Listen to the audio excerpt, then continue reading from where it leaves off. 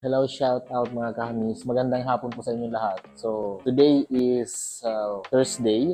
Sa ngayon ay andito pa rin tayo sa ating paaralan. It is because sobra yung lakas ng ulan sa labas. Ano po? So, sana naman tumila na yung ulan para makauwi na po tayo. Medyo dumidilim na din po dito sa ating working station. Medyo nasa upland area pa po ako. So, I do hope na sana tumila na po. Okay, ikutan natin. Tingnan natin yung nangyayaring ulan dito sa ating area.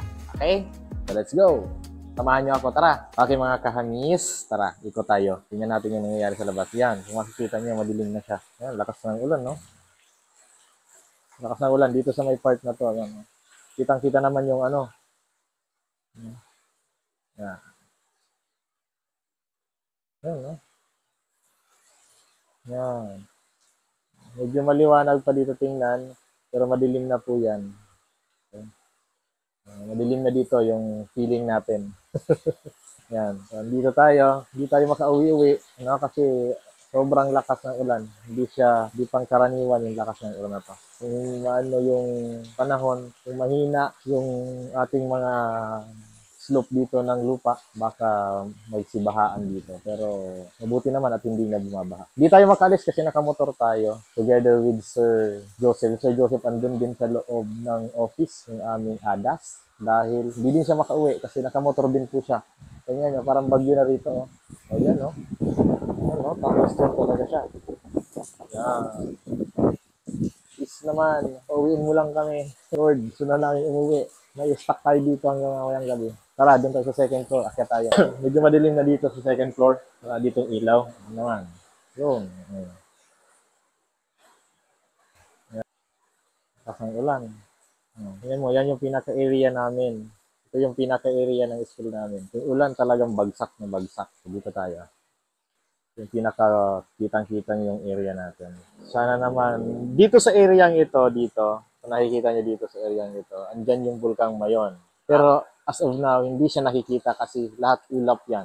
Ayan, lakas ng ulan, no? Ayan, kita naman sa video natin. Ayan, sa baba. Yun, no? Yan yung magagandang puno namin dito ng mangga. Ayan. Alright. So, dito pa din. Tingnan na pumapasok na dito yung tubig, oh. Kasi nga bumabaha na. Dahil dito, galing dito yung ulan, pumapasok siya dito. Okay, tingnan. Ayan, no?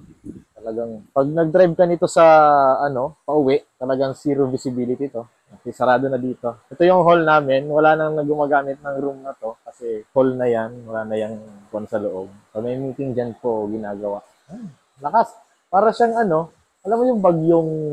So, alam niyo yung mga kanis, yung feeling na merong bagyong signal number 1. So, ito yung nararamdaman namin ngayon dito. Ito yung feeling namin kasi malakas siyang ulan at the same time, binabayo din tayo ng hindi naman sunod-sunod, pero may malalakas ding hangin kasama. So, ito yung sinasabi ng pag-asa na thunderstorm. So, this is a natural phenomenon, pero yung mga nangyayari kasi ngayong taon, recently, hindi siya yung tulad ng dating kinasanayan natin. So, let's go. Baba na tayo. Tara. Yan, dito, oh. Nadaan pa dyan tubig dyan. Ayan, yung galing doon. Kasi nasira na din ng bagyo dyan yung pintuan. Hindi pa na babalik, hindi pa napapalagyan. Sa room, balik na tayo sa room natin. Okay. Tara, let's go! Ito yung room natin. Yan, nakamotor ako, oh. Ayan, so andito na tayo sa room natin. Sa lahat po ng mga hindi pa po sa atin nakakapag-subscribe, baka naman po, hihingi po ako ng konting suporta sa ating Facebook channel. Please subscribe po sa ating YouTube channel, Kahamis Vlogs. And please follow po itong ating Facebook page, Kahamis Vlogs Officials. Thank you very much. Paalam. At maghihintay pa po ako dito hanggang tumila yung ulan. Bye-bye! Kahamis Vlogs. I love you all.